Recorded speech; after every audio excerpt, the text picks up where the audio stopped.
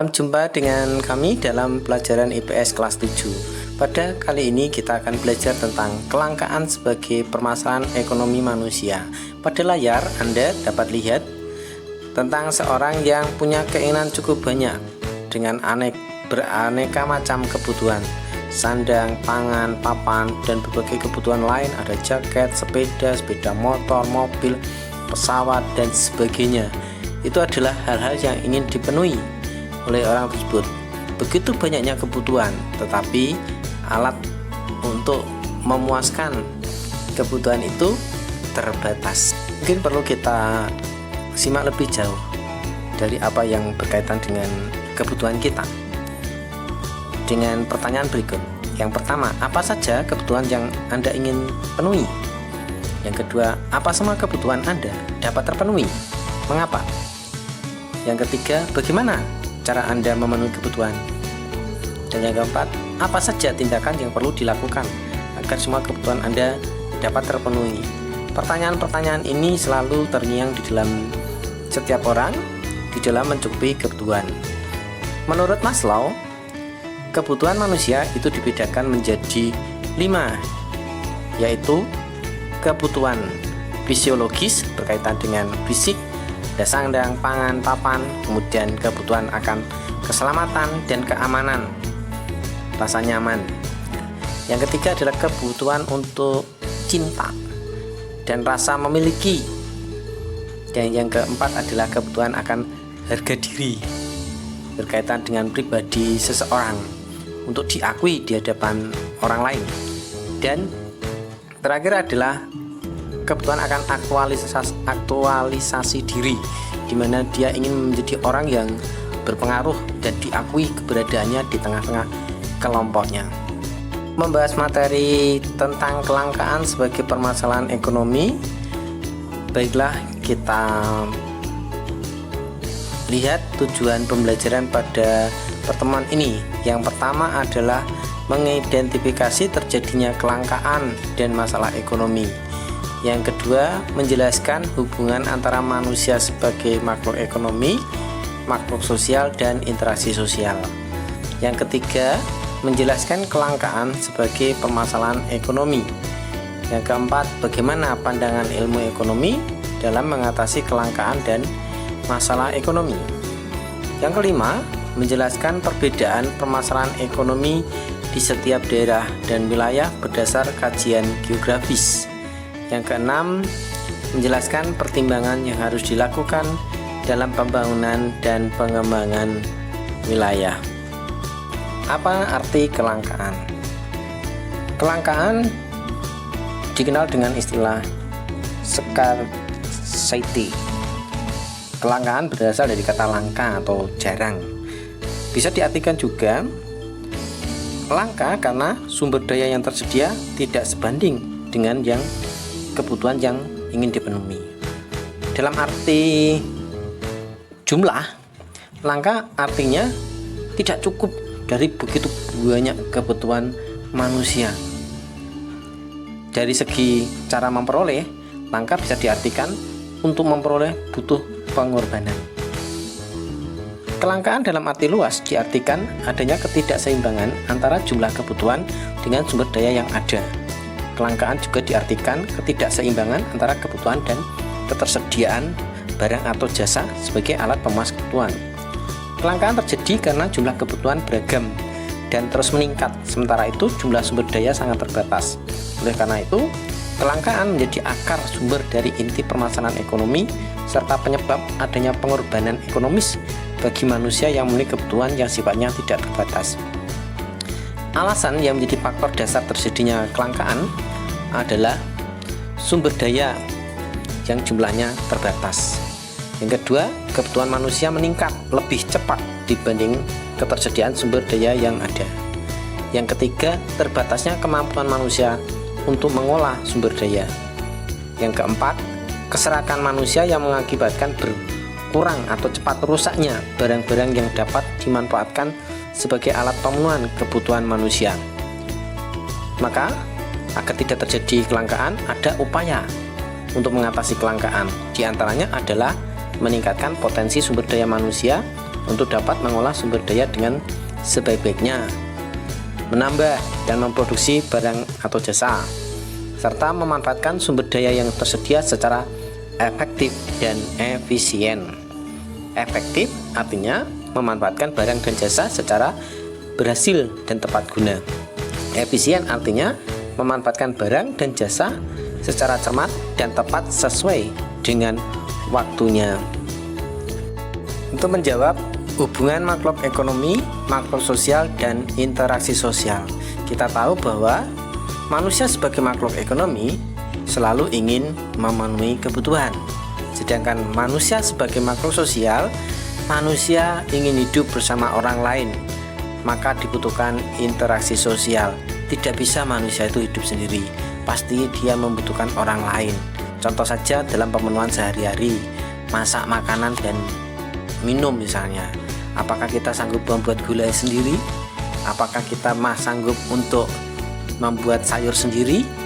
Nah, pasti kita membutuhkan orang lain dalam pemenuhan kebutuhan.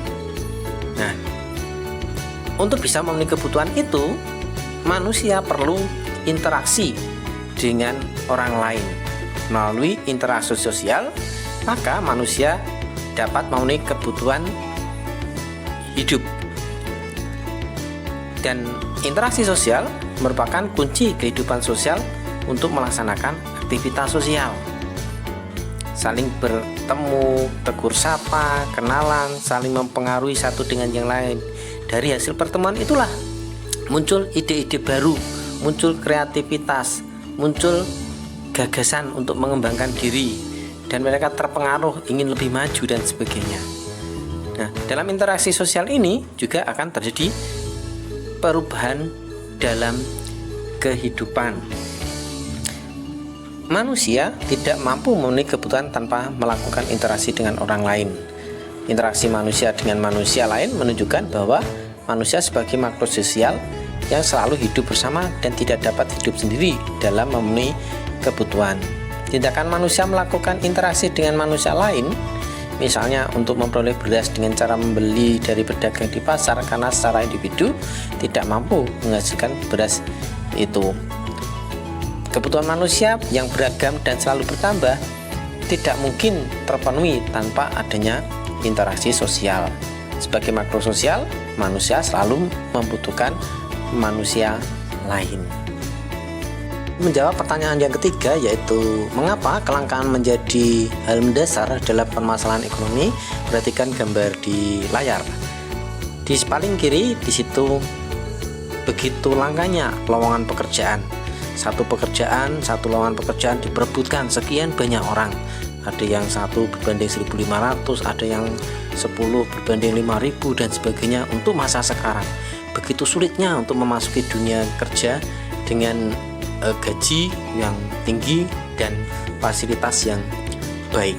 Kalian harus berjuang, belajar sungguh-sungguh untuk bisa memenangkan di dalam persaingan seperti itu.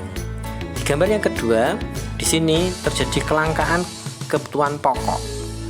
Masyarakat tidak bisa memenuhi, salah satunya adalah papan karena terbatasnya ekonomi, langkanya kebutuhan ekonomi yang dimiliki oleh orang tersebut, sehingga ia hanya mampu membuat rumah bedeng yang mungkin kita bisa katakan tidak layak. Nah, kebutuhan manusia cukup banyak, ada sandang, pangan, dan papan. Maka ini kita melihat bahwa kebutuhan semakin hari semakin bertambah.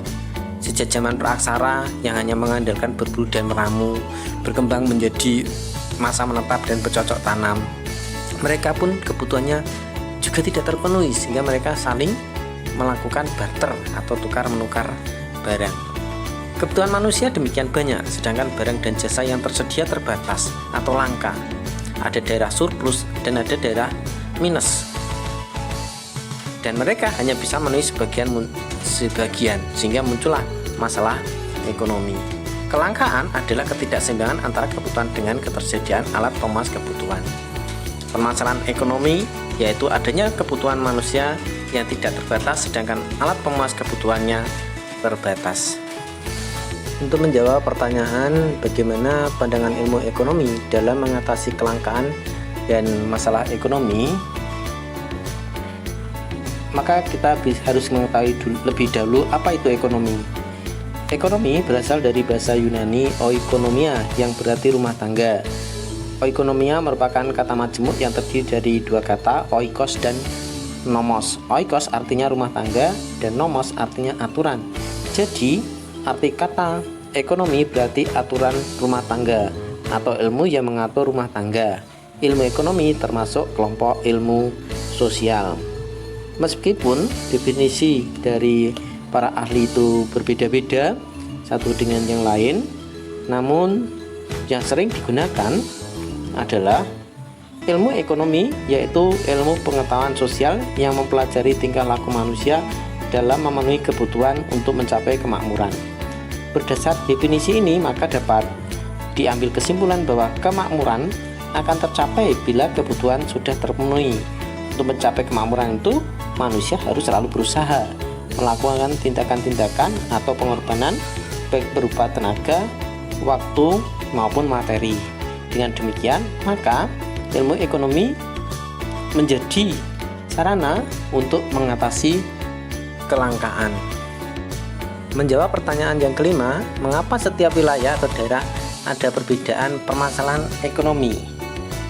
Maka berdasar kajian geografis, permasalahan ekonomi setiap daerah dan wilayah berbeda.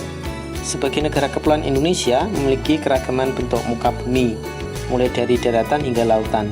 Kondisi demikian ini mempunyai hubungan yang erat dengan aktivitas manusia sebagai penghuninya, di mana kondisi sosial suatu wilayah tidak akan terlepas dari kondisi fisiknya. Ciri utama kajian geografis adalah mengkaji hubungan antara unsur fisik dan unsur sosial di permukaan bumi. Pemanfaatan lingkungan fisik oleh manusia pada hakikatnya tergantung pada kondisi lingkungan fisik itu sendiri dan kualitas manusianya. Kondisi sosial manusia selalu dalam rangka pemenuhan kebutuhan. Pemenuhan kebutuhan masyarakat akan dapat terpenuhi kalau pembangunan wilayah tersebut berkembang dengan baik. Permasalahan ini tentu akan berdampak pada ketersediaan alat pemenuhan kebutuhan. Kelangkaan menjadi permasalahan tiap daerah, baik di perkotaan maupun di pedesaan. Seperti tampak pada layar, bagaimana seorang menggotong orang yang sakit untuk menuju ke tempat medis, perawatan medis. Mereka bergotong royong untuk membawa pasien.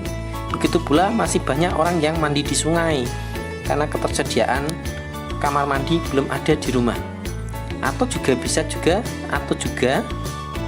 hasil kelapa sawit yang melimpah di daerah perkebunan kelapa sawit tidak bisa terpasarkan karena terbatasnya prasarana jalan untuk mencapai ke para pembeli.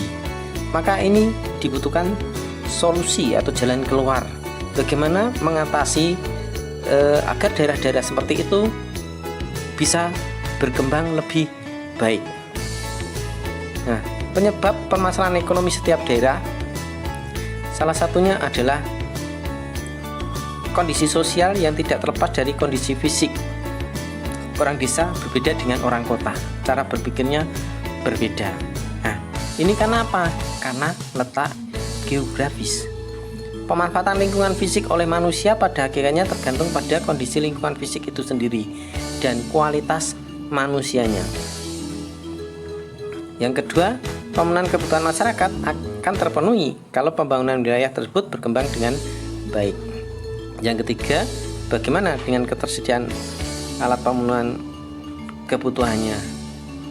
Maka dalam hal ini, maka harus pandai-pandailah membuat kebijakan di setiap daerah yang tentunya tidak sama antara daerah satu dengan daerah yang lain. Ikan layar, gambar di layar. Kelangkaan menjadi permasalahan tiap daerah, baik kota maupun desa. Pemenuhan kumuh di kota banyak sekali, di daerah bantaran-bantaran sungai. Kenapa? Karena kesulitan ekonomi dan hanya mampu menyewa daerah-daerah yang seperti itu, yang dirasa lebih murah, lebih terjangkau. Dan daerah terpencil dan sulit terjangkau, terlihat bahwa banyak penumpang duduk di atap bis, dan ini sangat membahayakan, dan jalannya pun belum begitu baik. walaupun sumber daya alam yang ada di tempat tersebut berlimpah. Nah, untuk itulah guna menjawab apa pertimbangan yang harus dilakukan dalam pembangunan dan pengembangan wilayah, jawabnya adalah pembangunan dan pengembangan wilayah harus disesuaikan dengan kondisi geografis dan kondisi sosial masyarakat. Yang kedua, pembangunan di wilayah di segala sektor harus memperhatikan kondisi sosial ekonomi yang berlaku di masyarakat agar tidak terjadi ketimpangan. Yang pokok adalah kondisi sosial ekonomi yang berlaku di masyarakat, terutama di situ ada masyarakat adat. Yang ketiga, pengembangan wilayah harus memperhatikan aspek sosial agar proses pembangunan tidak berbenturan dengan nilai-nilai masyarakat setempat, adanya kegotong royongan, adanya tempat-tempat sakral, adanya daerah-daerah yang secara kultur atau budaya sangat dihormati oleh masyarakat setempat.